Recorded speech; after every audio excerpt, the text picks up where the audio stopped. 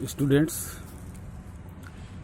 Business law के अंदर हम आज डिस्कस करेंगे एग्रीमेंट और कॉन्ट्रैक्ट के बारे में। एग्रीमेंट हिंदी में कहते हैं इसको ठहराव, कॉन्ट्रैक्ट हिंदी में कहते हैं इसको अनुबंध। एक्चुअली स्टूडेंट्स इस बात को कंफ्यूज रहते हैं कि एग्रीमेंट्स और कॉन्ट्रैक्ट दोनों अलग अलग चीज़ है या एक चीज़ है।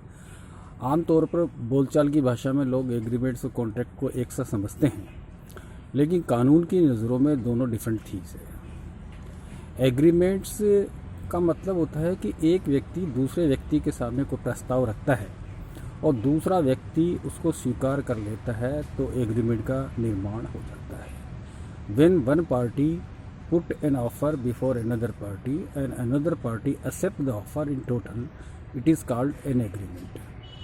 तो एग्रीमेंट हम जीवन में बहुत सारे करते हैं।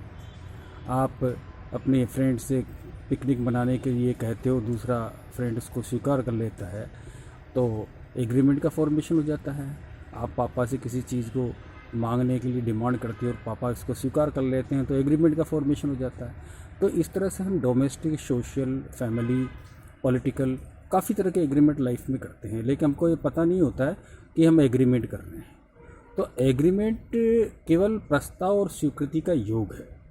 एक पक्षकार दूसरे पक्षकार के सामने प्रस्ताव रखता है किसी काम को करने न करने के संबंधी, और दूसरा व्यक्ति उस प्रस्ताव को स्वीकार कर लेता है, तो एग्रीमेंट का निर्माण हो जाता है या ठहराव का निर्माण हो जाता है। जबकि दूसरा इशू में इम्पॉर्टेंट है कॉन्ट्रैक्ट। कॉन्ट्रैक्ट को इंग्लिश में कहते हैं, हिंदी में कहते हैं अनुबंध। इसमें प्रस्ताव और स्वीकृति के साथ साथ महत्वपूर्ण बात यह है कि लीगल इन्फोर्सिबिलिटी का गुण भी पाया जाता है, यानी जिसको कानूनी रूप से क्रियान्वित कराया जा सके। एक व्यक्ति ने दूसरे व्यक्ति के सामने प्रस्ताव रखा, प्रस्ताव स्वीकार कर लिया, लेकिन वो लीगली इन्फोर्सिबल नहीं है। उसका कारण क्या? उसका प्रतिफल है, उसका कंसिडरेशन है, उसका ऑब्जेक्ट है, उसका उद्देश्य है, वो लीगल नहीं है। तो ऐसी स्थिति में उसको कानून की नज़रों से, कानून के जरिए आप इम्प्लीमेंट नहीं करवा सकते। तो ऐसे एग्रीमेंट ही होते हैं, कॉन्ट्रैक्ट नहीं बन पाते हैं। तो इसका तात्पर्य यह है कि एग्रीमेंट इलीगल भी हो सकता है, इलीगल पर्पस के लिए भी हो सकता है, इलीगल ऑब्जेक्ट एंड कंसिडरेशन के लिए भी हो सकता है, लेकिन कॉन्ट्रैक्ट हमेशा लीगलाइज्ड होता है।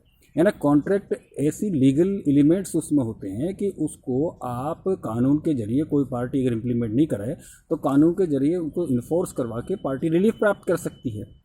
तो एक इम्पॉर्टेंट डिफरेंस जो दोनों के बीच में आता है, वो दोनों के बीच में ये है कि एग्रीमेंट लीगली इन्फोर्सिबल हो ये ज़रूरी नहीं है, जबकि कॉन्ट्रैक्ट हमेशा लीगली इन्फोर्सिबल होता है। इसका मतलब लीगली इन्फोर्सिबल होता है, इसका मतलब कानून के दृष्टिकोण से कॉन्ट्रैक्ट में वो सारी विशेषताएं होती है जो कि एक वैलिड कॉन्ट्रैक्ट में होती है। सारी विशेषताएं उसमें, सारे एलिमेंट पाए जाते हैं, जबकि एग्रीमेंट में सारी विशेषताएं हो ज़रूरी नहीं है। एग्रीमेंट तो इलीगल काम के लिए भी किया जा सकता है, लीगल काम के लिए किया जा सकता है, लीगल कंसिडरेशन के काम के लिए भी किया जा सकता है, लेकिन लीगल कंसिडरेशन के लिए काम के किए जाने वाले जो ठहराव है वो बाद में जाके कॉन्ट्रैक्ट बन जाएंगे यदि उसमें वैलिड कॉन्ट्रैक्ट की सारी विशेषताएं होगी। तो एग्रीमेंट किसी भी कॉन्ट्रैक्ट की शुरुआत है। एक पार्टी दूसरे पार्टी के सामने प्रस्ताव रखती है, दूसरी पार्टी उसको स्वीकार कर लेती है, तो एग्रीमेंट का फॉर्मेशन हो जाता है। और अगर सारी विशेषताएं उसमें एक वैलिड एग्रीमेंट की हो तो ऐसी पोजीशन में वो कॉन्ट्रैक्ट बन जाता है। फॉर एग्जांपल, एक व्यक्ति ने वाई व्यक्ति को अपना कोई मकान बेचने का प्रस्ताव रखा, वाई व्यक्ति ने उस सारी स्थिति को देखकर स्वीकार कर लिया, सारी टर्म्स कंडीशन स्वीकार हो गई। उसके पश्चात एग्रीमेंट जब फॉर्म होगा, जब कोई वैलिडली कानूनी रूप से उस सारी जो एग्रीमेंट की शर्तें हैं वो सारी स्टैम्प में लिख ली जाएगी, उसको रजिस्टर्ड करा दिया जाएगा। तो ऐसी स्थिति में वैलिड एग्रीमेंट हो गया, यानी वो कॉन्ट्रैक्ट हो जाएगा। और अब एक व्यक्ति अपने मकान को बेचने से वाई व्यक्ति को बेचने से मना करता है, तो कानून के जरिए उस पर कार्रवाई की जा सकती है। तो एग्रीमेंट जो होता है वो उसमें वैलिड एलिमेंट्स हो सारे, ज़रूरी नहीं है। एग्रीमेंट से इलीगल काम के लिए भी किया जा सकता है, इलीगल पार्टी के द्वारा भी किया जा सकता है, या कह दीजिए नॉन कॉन्ट्रैक्चुअल कैपेसिटी वाली पार्टी के द्वारा भी किया जा सकता है। लेकिन कॉन्ट्रैक्ट वही कहलाएगा एग्रीमेंट जिसके अंदर की एक वैलिड कॉन्ट्रैक्ट की सारी विशेषताएं होंगी। यानी कॉन्ट्रैक्ट हमेशा वैलिड होता है, कॉन्ट्रैक्ट हमेशा लीगल होता है, और कॉन्ट्रैक्ट को कानून की नज़रों से आप इम्प्लीमेंट करा सकते हो।